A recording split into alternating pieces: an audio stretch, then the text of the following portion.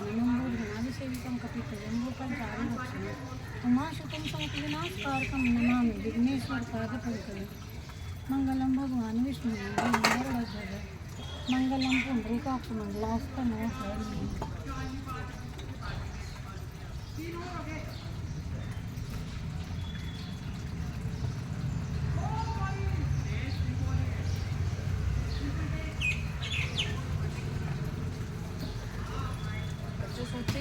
मैं तो ऐसा रखूँ नहीं हाँ क्या है कच्चे की वो ऐसा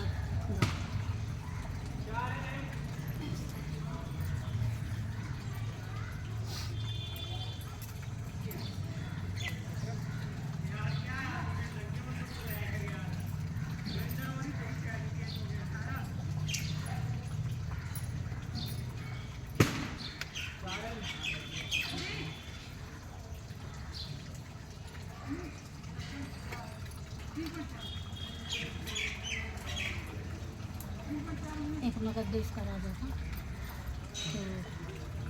तो वो बहुत गरीब थे।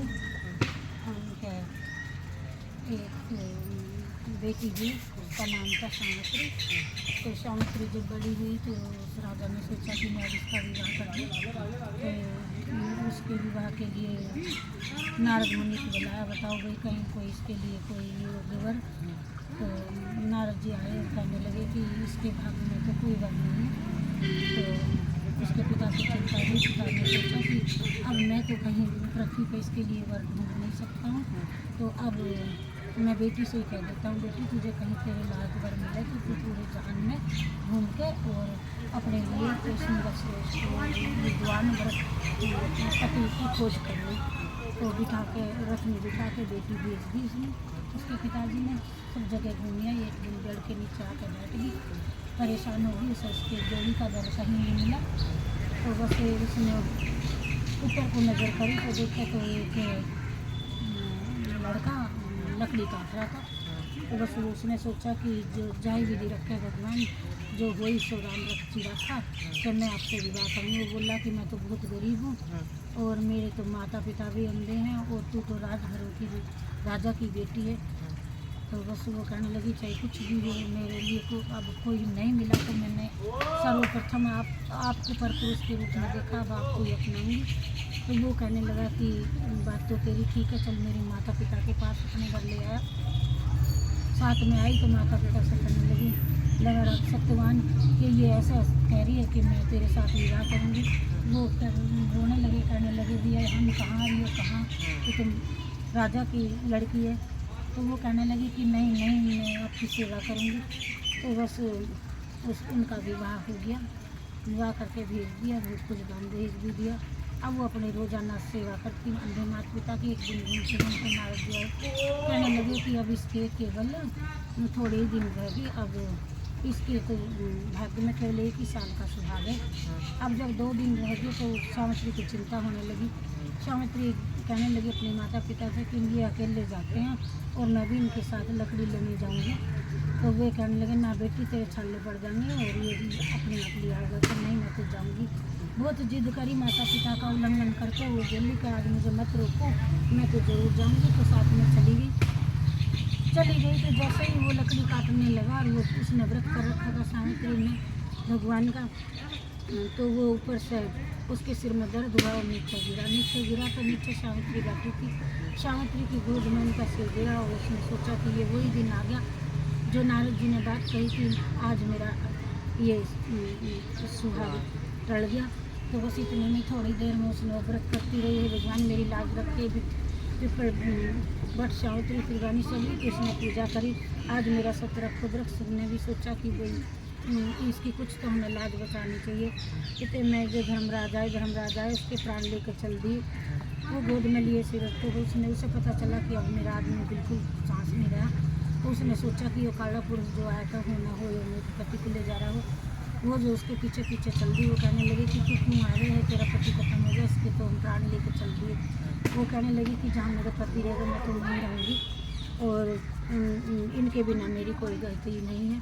तो बस वो कहने लगे कि तू कुछ भी मांग ले, पति के अलावा हम सब कुछ तुझे दे देंगे, पति के अलावा जो भी कुछ मांग करेगी हम वही देंगे। तो बस वो कहने लगे कि मेरे माता पिता अंधे हैं उनके नेत्र मिल जाए कि हाँ ठीक है ऐसा ही होगा। वो फिर भी चली आ रही है पीछे पीछे।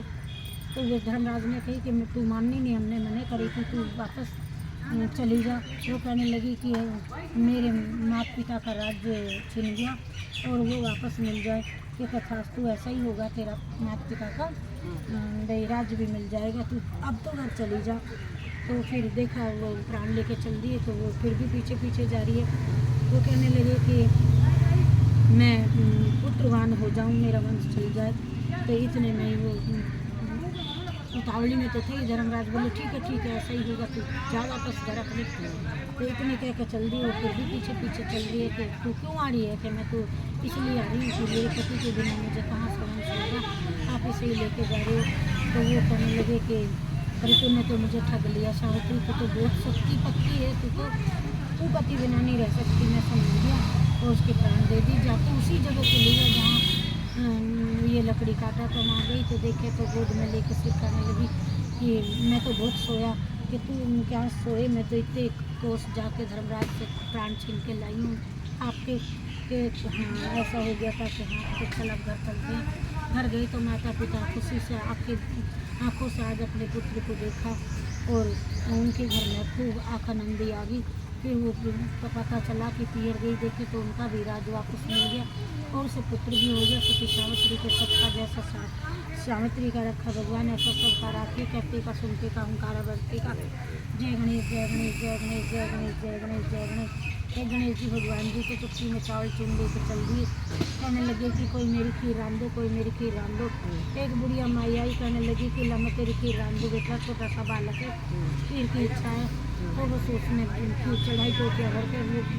गणेश जी बोले कि अच्छी तरह बना, सब जिन्होंने सब खाएंगे। तो वो बनाने लगी और खदकती जावे, खीर चाटती जावे बुढ़िया। गणेश जी भगवान तो सभी जगह रहना उन्होंने देख लिया। फिर वो गणेश जी बोले मैं तो ना जाऊँ इसके पास, ये तो झूठा कुट्टा करती है, झूठा कुट्टा खिलाती है। अब बुढ़िया माँ तो बेचारी प्रेम की भूखी, उसने कही जय गणेश आओ जल्दी, मैंने खीर राम दी, आओ जल्दी खीर राम दी। तो गणेश भगवान बोले ना जाऊँगा तो मुझे कोई ना पूछेगा कलयुग में, और अब मैं जाऊँ तो उसकी झूठी खीर खानी पड़ेगी। बस गणेश जी भगवान उसके आंगन में आए, चतुर्भुजधारी होकर बुढ़िया को दर्शन दिए। बुढ़िया बोली कि तू दे के गया था छावड़ा? कि हाँ मैं। कि तू कौन करना? गणेश भगवान कि हाँ मैं तो कोई चलता फिरता बालक समझा, आ बेटा खा ले तू। कि ना अब कौन नहीं खाऊँ। कि क्यों नहीं खाया? कि मैं तो जब करने किवाड़ पीछे धर के खीर चाट ली, खा ली, कुछ जड़ी फूकी और जब भी मैंने जीव लिया कि वितर ने तो मेरा पर्दाफाश कर दिया, और किसी का ना करियो। ये गणेश जी भगवान जैसा मुझे दर्शन दिया ऐसा सबको दियो। कहते को सुनते को हुंकारा देते जय गणेश जय गणेश जय गणेश जय गणेश। श्री कृष्ण गोविंद हरे मुरारे, हे नाथ नारायण वासु। श्री कृष्ण गोविंद हरे मुरारे, हे नाथ। ये गोविंद मेरो है, गोपाल मेरो है, गोविंद मेरो है, गोपाल मेरो। श्री बांके बिहारी नंद लाल मेरो, श्री बांके बिहारी नंद लाल मेरो। गोविंद मेरो है, गोपाल मेरो, श्री बांके बिहारी नंद लाल मेरो है, श्री बांके बिहारी नंद। बोलिए श्री कृष्ण चंद्र भगवान।